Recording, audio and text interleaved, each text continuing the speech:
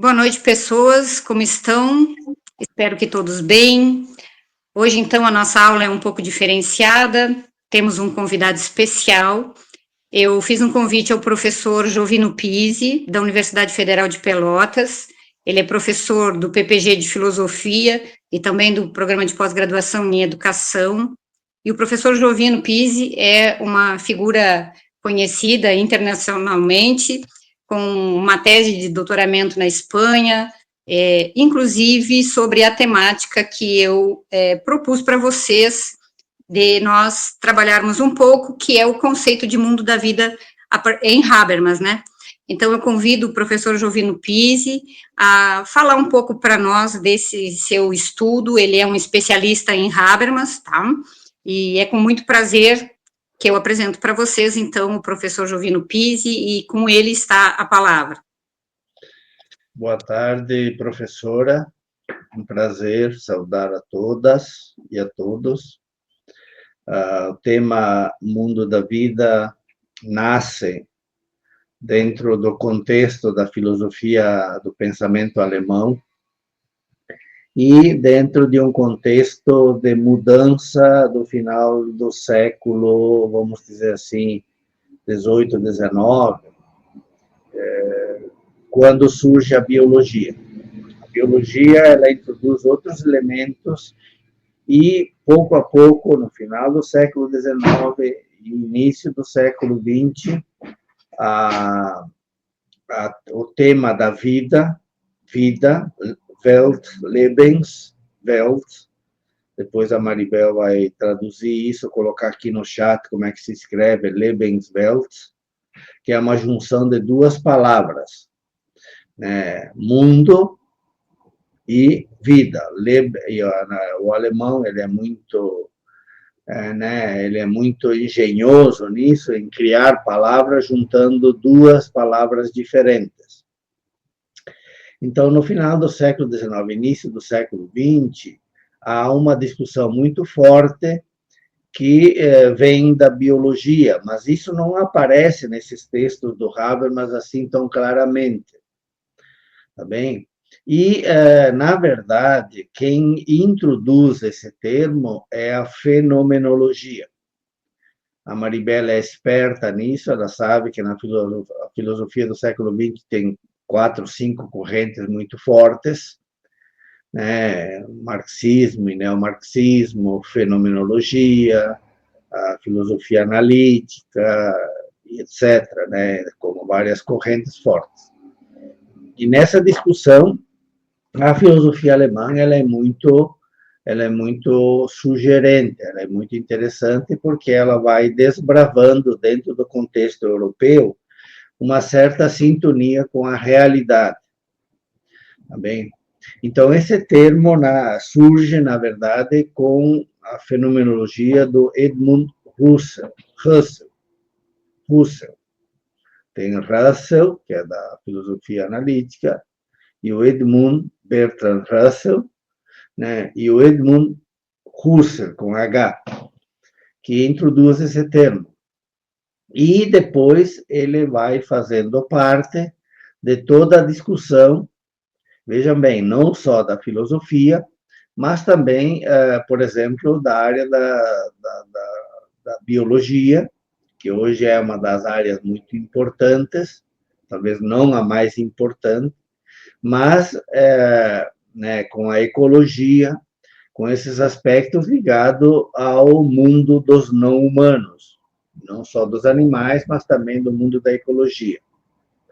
Então, né, esses temas eles começam a ganhar terreno, eles começam a aparecer com uma certa frequência e a filosofia então vai, né, aparecendo e alguns ramos da filosofia. Nós sabemos que hoje tem muita resistência, alguns dogmáticos filósofos que parece que permanecem no mundo da lua, não são capazes de aterrissar nessa realidade que nós vivemos, no sentido do processo de construção dos conhecimentos, dessa interligação das áreas, e por isso temos o mundo da vida, Lebenswelt, a vida, né, ela aparece como um elemento chave na discussão do pensar filosófico, do que fazer filosófico, da resposta da filosofia à sociedade, ao contexto social político. Bom, Russell, então, 1916, 1920, 1925, ele falece em 1934, ele, então, tem uma obra que é muito conhecida, que é a Crise das Ciências Europeias e a Filosofia. Nesse texto, o Russell, então, faz um chamamento muito forte à ideia de que a filosofia perdeu seus rumos. A filosofia, na época, tinha perdido. Ele se enfrenta a todo esse processo do nacional-socialismo, mais falado como o nazismo, e ele acha, então, ele faz uma dura crítica num texto, primeiro num texto que ele apresentou na Alemanha, depois num texto que é o mesmo texto que ele amplia apresentado no Japão, e no fim da vida, então, ele volta com esta obra, com esse texto, com uma obra completa, chamada A Crise das Ciências. A Crise das Ciências porque ela se transformou aquilo que nós chamamos de puro mentalismo, de puras suposições. A filosofia se transformou em pensamento de gabinete, de frações pessoais. E perdeu, portanto, o contato com a realidade social, com a realidade das outras ciências, e se transformou em coisa dissonante, discrepante com a realidade.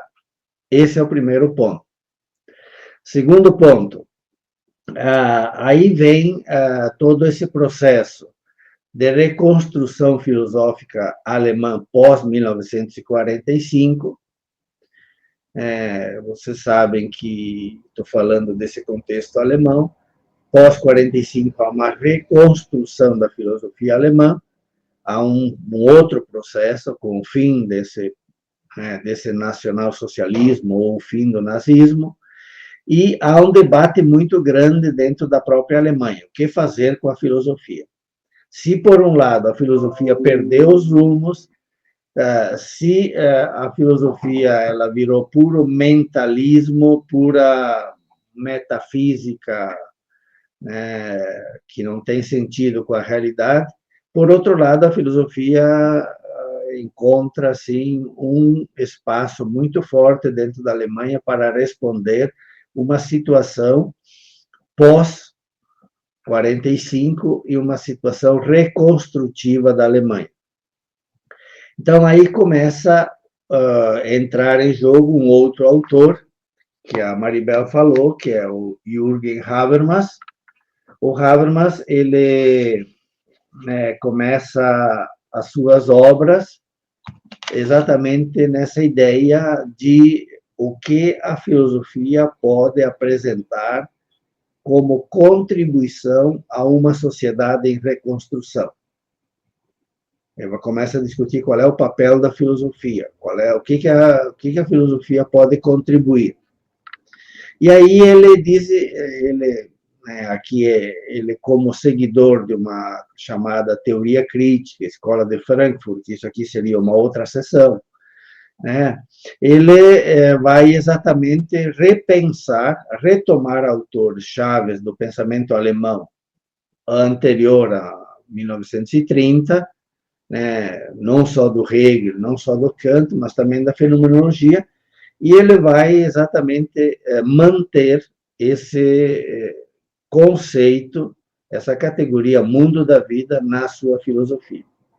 Então, eu digo assim nos meus textos que o Habermas, 30 anos depois, 1934, 1935, e o Habermas escreve uma das primeiras obras dele, chamada Conhecimento e Interesse, em 1964, vocês vejam, quase 10 anos depois do 45 alemão, ele escreve uma obra chamada Conhecimento e Interesse, e ele diz que as ciências elas têm um papel de interesse, não são neutras, Nem a filosofia não é neutra, essa neutralidade é uma porcaria, para dizer assim, em outras palavras, é um mentalismo puro, é uma metafísica inconsistente, e ele vai, então, inaugurar a ideia de que os conhecimentos, a ciência e a própria filosofia, elas têm um papel de contribuir para com a sociedade.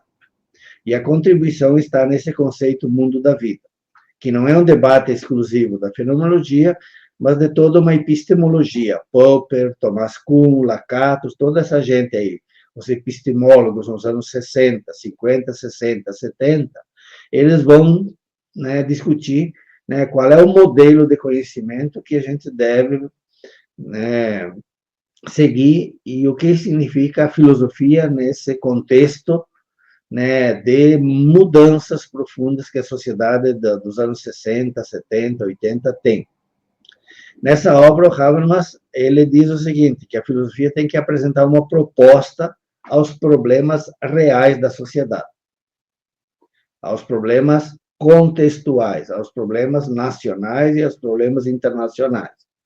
E, num primeiro momento, Habermas vai acreditar, a partir de Kant, que a resposta da filosofia seria através da teoria do conhecimento. Nós lembramos lá que o Kant tem lá 3, 4 perguntas chaves, assim, que vocês devem ter visto.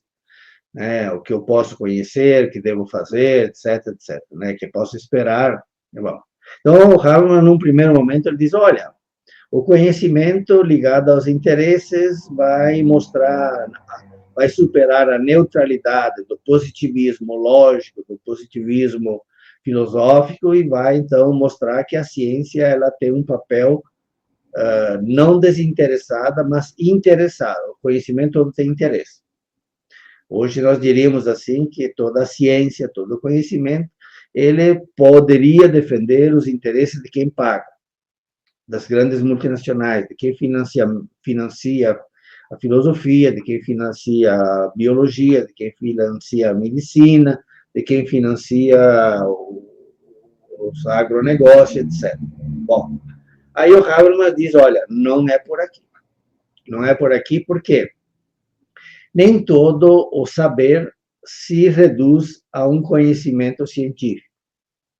Né? Todas as sociedades elas têm um conjunto de saberes, um conjunto de práticas, um conjunto, né, embora controvertidos, né, de hábitos que fazem com que as pessoas no dia a dia se comuniquem, resolvam seus problemas, se enfrentem nos seus pontos de vista, e que isso nem tudo se reduz a uma matemática, a um conhecimento científico, a um conhecimento demonstrável.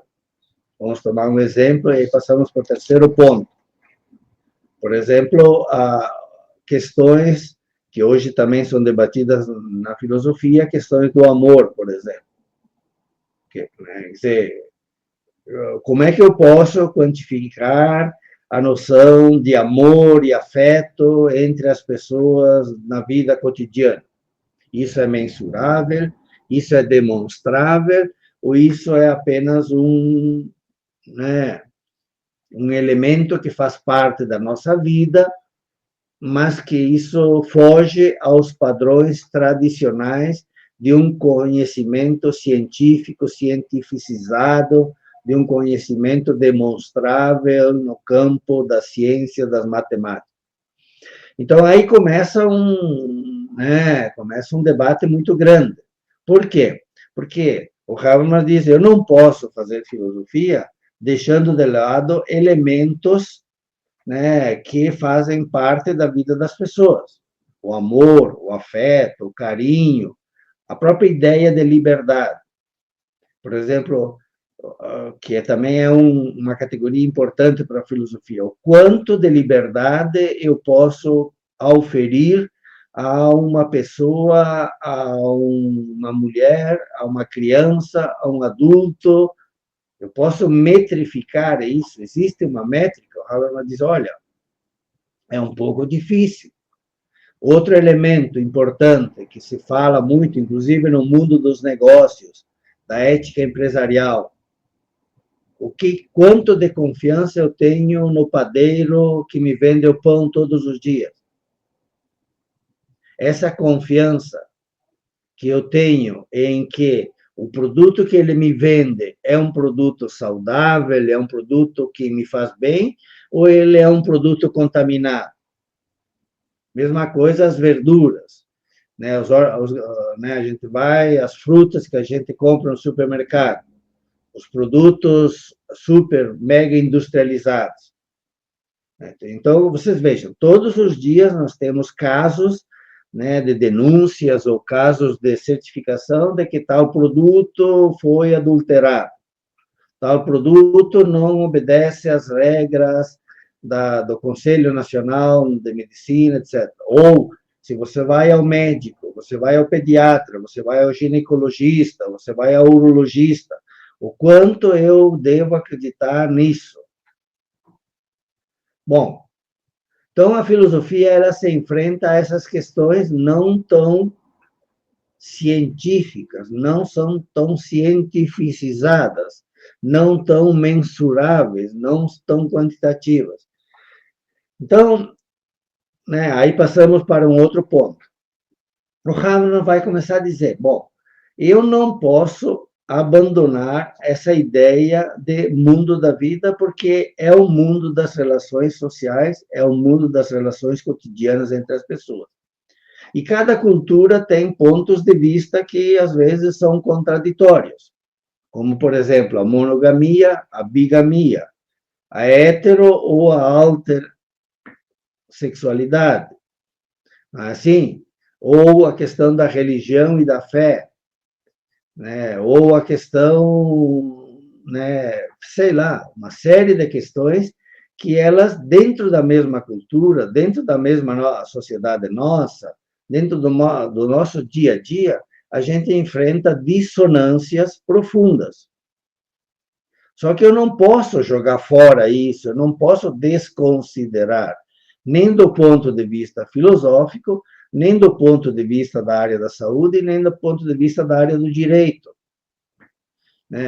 Vejamos nós aqui no Brasil, que somos um país multiétnico, multicultural. Então, existem formas, né, existe uma perspectiva hegemônica da família tradicional, né, do casamento tradicional, da educação das crianças de modo hegemônico, tradicional, mas existem outras formas que a gente se enfrenta no dia a dia, né? Desde formas de casamento, formas de enterro, alimentos, por exemplo. Agora vem a Páscoa, ou quando a Páscoa se come peixe.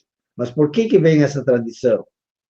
Por que em outras tradições, como os árabes, eles não comem o peixe, mas comem cordeiro? É assim? Então, né, as festas, as tradições, as culturas, a musicalidade. Então, existe um componente cultural, étnico, racial, que é muito diverso. Então, o Habermas vai jogar, durante toda a sua obra, veja bem, falei de 1963, 1964, 1968, mas essa obra aqui do Habermas, que é uma história da filosofia, é de 2024. Traduzida, vou falar aqui, 2023, traduzida ao espanhol, 2019 no original alemão. E aqui o Habermas, de novo, na página 390, aliás, um pouco antes aqui, ele volta ao tema do mundo da vida. Ele não abandona do etc. Se o cara começa a escrever lá nos anos 50, e vai, quer dizer, passa 70 anos, hoje o Habermas tem mais de 90 anos, e no fim da vida, com 90 anos, escreve 2 volumes de história da filosofia. Os 2 volumes, eles têm praticamente 1.500 páginas. 2 volumes. Uma história da filosofia. E ele mantém esse horizonte do mundo da vida como horizonte. Então, dentro do Habermas, essa é uma categoria fundamental, uma categoria essencial. E ele tenta, então, dentro dessa diversidade de culturas, de pontos de vista, de estilos de vida, de concepção do bem, de concepção de justiça, ele diz o seguinte: bom, nós não podemos passar o dia inteiro discutindo pontos de vista divergentes, porque em algum momento nós temos que chegar a um ponto, a um denominador comum. Então, ele vai trabalhar esse conceito com duas palavras mágicas, duas palavras um pouco difíceis, que é o fáctico e o contrafáctico. O fáctico é aquilo que nós enxergamos, aquilo que nós vemos, aquilo que ele fala da nossa carga que está nos nossos ombros, que é a nossa cultura, que é a nossa formação desde a infância, que é o contexto que a gente vive, que são as relações cotidianas, só que em determinado momento nós temos que estabelecer algumas normas comuns. Então, ele vai partir para o campo da filosofia moral e ele vai dizer o seguinte, que nessa vida do dia a dia, nós temos que, para harmonizar as coisas, estabelecer algo que seja válido para todos. Então, ele vai para o campo da filosofia moral, o campo da fundamentação da moral, que seria outro capítulo também. Tá bem? Então, aqui nós chegamos a um outro ponto que me parece importante. O que nós fazemos, o que nós podemos fazer com esse prato, com esse ingrediente, com esse lanche que está aqui na nossa mesa, ou com esse chazinho que a gente tem aqui, que se chama Mundo da Vida, para a gente interpretar a nossa vida cotidiana. Então, o primeiro ponto, nós vivemos numa sociedade multi ou pluricultural, pluriétnica. Nós vivemos numa sociedade onde existe muita diversidade. Ponto número 1. Isso é muito importante. Nós não vivemos numa sociedade homogênea. Todo mundo pensa a mesma coisa, tem que fazer a mesma coisa. Não, não. Somos inclusive, temos perspectivas de que a própria sexualidade, o próprio corpo, ele pode ser vivido, pode ser experimentado, cada um faz um pouco daquilo que é a sua crença, seu modo de ver, seu modo de entender, seu modo de usar e viver com o seu próprio corpo. Sexualidade, uniões matrimoniais ou não, de estar um momento do poliamor, da univocidade, etc. Então, nós somos uma sociedade multirracial, multiétnica, nós somos uma sociedade inclusive religiosa. Quem vive em Pelotas sabe da diversidade religiosa. Quer dizer, se eu exagero um pouco e uso muito as minhas palavras do Habermas, eu digo o seguinte: olha, nós temos duas formas, que são duas formas diferentes de enfrentar essa diversidade. Ou a guerra, e ver quem é mais forte e destrói o outro, ou podemos estabelecer laços de convivência, amizade e fraternidade ou hospitalidade, mantendo as diferenças, mas exigindo que haja um respeito que supere as divergências. Entendeu? Então, toda a teoria do Habermas vai ser assim: como enfrentar a diversidade e como a filosofia pode dar uma resposta que não seja terminar com a diversidade, mas manter a diversidade, porém, em alguns momentos, estabelecer um mínimo, um núcleo comum que seja válido e obedecido por todas as pessoas. Tá bem? Quem viaja, quem vem de outras regiões do país para Pelotas, por exemplo, percebe, inclusive, na pronúncia das palavras, a diversidade que existe. Nas formas de pronunciar as palavras, no cumprimento dos horários, inclusive no ambiente ecológico diverso da região da Serra, de outras regiões. Assim, a mesma coisa quando a gente vai para o Nordeste. Existem diversidades muito grandes no nosso país. Só que, tradicionalmente, na escola, nós vivemos a ideia de que todos somos iguais, todos pertencemos à mesma classe, todos pertencemos à mesma religião. Isso foi um pouco uma mentira que a filosofia manteve para nós. Isso não está. Então, a pergunta volta de novo: o que eu faço com essa categoria Mundo da Vida agora, que é um termo muito presente na filosofia do Habermas e também. Então, eu tenho que trabalhar isso. Eu tenho que dar uma resposta, porque a filosofia não pode simplesmente ficar aí interpretando livros e decodificando palavras, etc. Então, o melhor seria falar que existem, dentro do mesmo contexto, da mesma sociedade, diferentes mundos da vida. Inclusive, né, assim, resumindo, o Habermas vai dizer que cada um de nós tem uma vida particular, um mundo interior, que ele vai falar do mundo da subjetividade. Ele vai dizer que existe um mundo material, que é o mundo dos objetos, e ele vai dizer que existe o mundo da intersubjetividade, que são as relações pessoais. Então, a princípio, dentro do mundo da vida, ele considera esses 3 elementos, que vem lá do Popper. Outra hora vocês olhem. O mundo do Popper até ali, porque o mundo subjetivo não é tanto o Popper, mas é a turma da psicologia. Ele vai ler muito Freud, vai ler muito Lacan, principalmente Freud, toda essa galera aí da filosofia do século XX, e vai dizer, ó, cada um de nós tem um mundo interior que, às vezes, a gente não...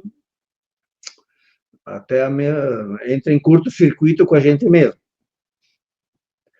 Tem um mundo material, que é da ecologia, que é dos recursos naturais, né?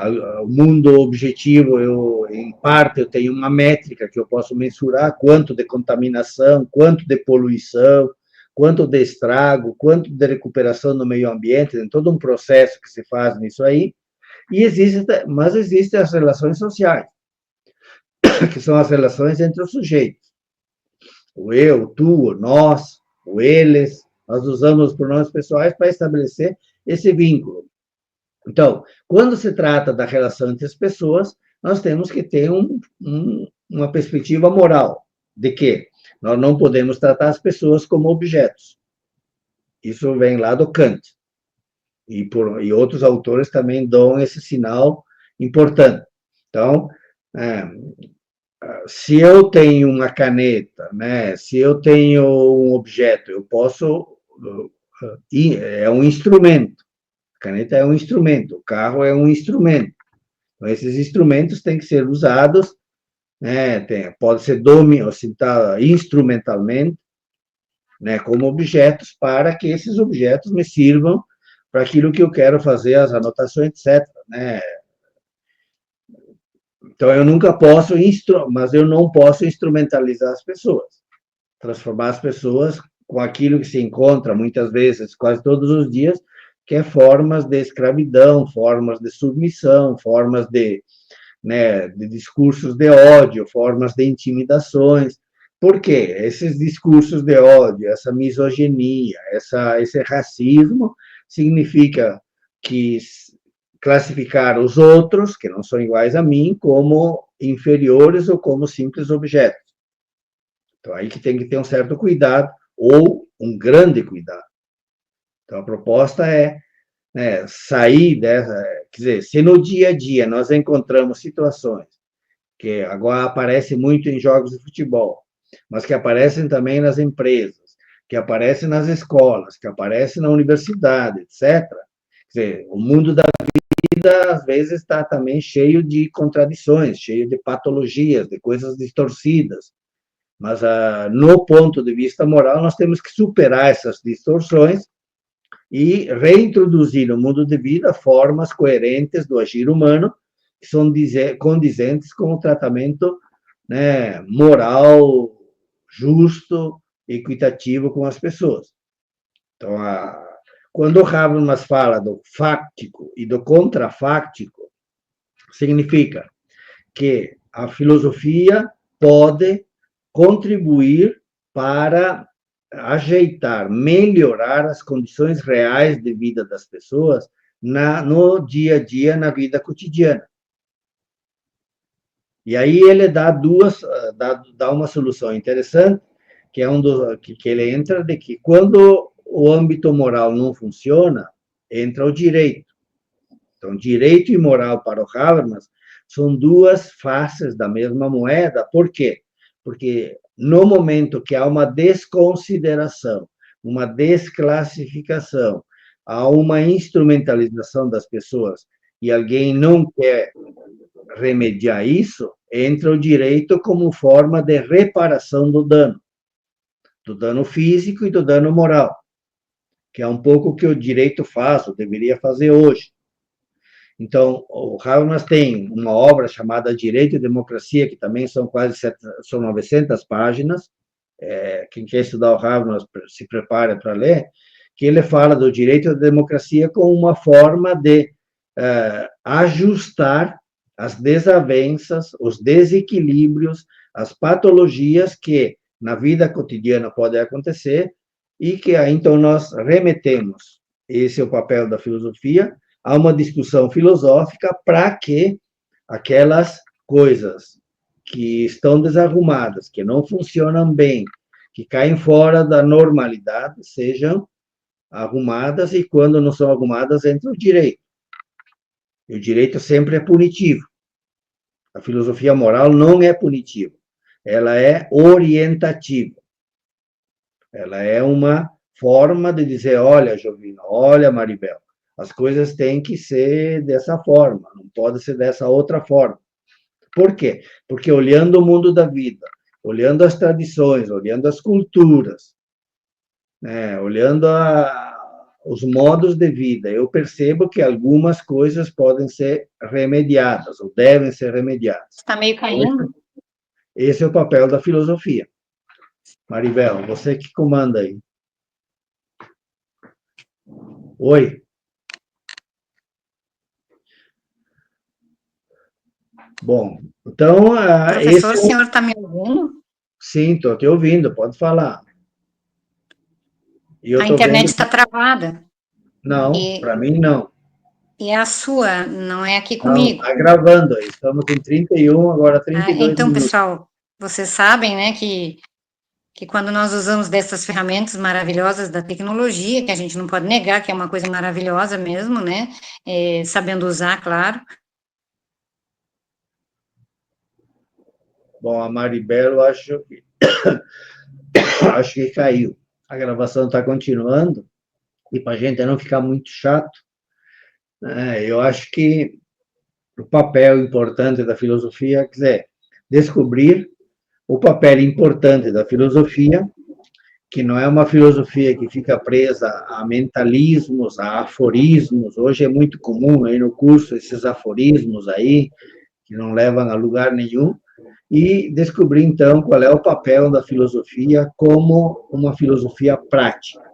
Habermas, então, é da racionalidade prática, de uma filosofia prática, ou que a gente pode traduzir de uma filosofia encarnada, uma filosofia que entra nas questões da vida prática, se intromete, mas não se intromete assim indevidamente, se intromete para melhorar a discussão dos problemas reais, sejam eles do campo da economia, sejam eles no campo da democracia, do direito, agora também do meio ambiente, etc. Para não instrumentalizar e também a gente descobrir qual é o papel que nós temos como professores, qual é o papel que nós temos como educadores ou não educadores, como estudantes e como cidadãos também.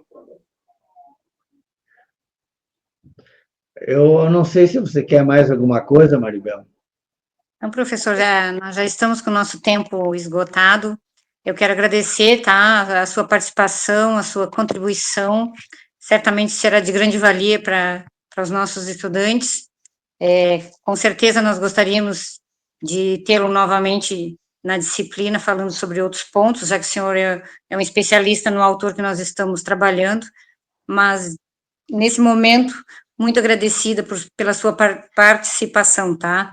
Nós tivemos algumas quedas aqui de internet, não sei se foi aí ou se foi aqui, mas... Foi ali. Foi aqui? Não, aí? Tá, então foi aqui. Mas também, depois você me faz um feedback daquilo que foi aproveitado e daquilo que foi comentado sobre isso.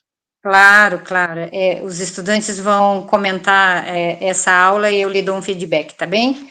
Muito obrigada e uma boa noite para o senhor. Tchau para vocês e até logo.